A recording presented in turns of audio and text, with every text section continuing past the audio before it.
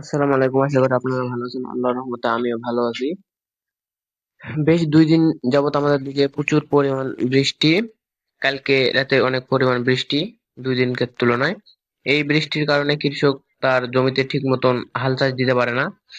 এখানে একটা কথাই আছে না যে সল্লু চাষে তুলা তার অর্ধেক মূলা, তার অর্ধেক ধান, আর বিনা চাষে পান। এরকমই হলো, ধান লাগানোর জন্য চাষ চাষ দেওয়া লাগে, যেটাকে হলো পাওয়ার টিলার বা হলো ট্রাক্টরের মাধ্যমে হাল চাষ বলা হয়। যেহেতু পানির কারণে আমরা বিশেষ করে সিদ্ধান্ত নিলাম যে পাওয়ার টিলার দিয়ে আমরা জমিগুলো বাবো বা চাষ দেবো। হঠাৎ পানির কারণে দেখি যে অনেক পরিমাণ পানি ঢল নামতেছে জমির উপর দিয়ে। এই কারণে পাওয়ার টিলার দিয়ে চাষ দিলে ঠিক মতন কাদা হবে না জমিতে এবং মাটি উঠবে না।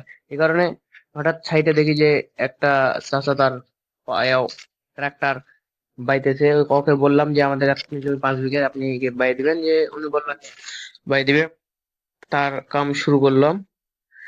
কিছুক্ষণের মধ্যে আমাদের এসে জমি চাষ দিতে দিতে পাওয়ার টিলারের তুলনায় ট্রাক্টরে অধিক পরিমাণ ভালো হইতেছে এবং অনেক পরিমাণ বক, যেটাকে বক বলা হয়, সাদা বক।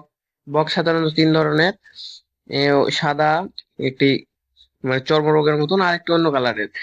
বকগুলো তাই ঘুরতেছে, খাইতেছে, এবং চেয়ারা কেঁচো বা পোকামাকড় এবং অনেক পরিমাণ মাছ, ছোট মাছ যেগুলোকে ডাঁড়কা পুঁটি বা এ, জংলি মাছ বলা হয়, সেই মাছগুলো কিন্তু পানিতে বাড়ি খেয়ে উঠতেছে ফালের সাহায্যে।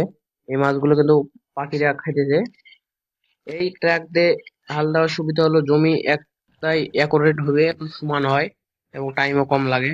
কিছুক্ষণ বা হাল দেওয়ার পর আমাদের জমি কমপ্লিট হলো কাজ। এবং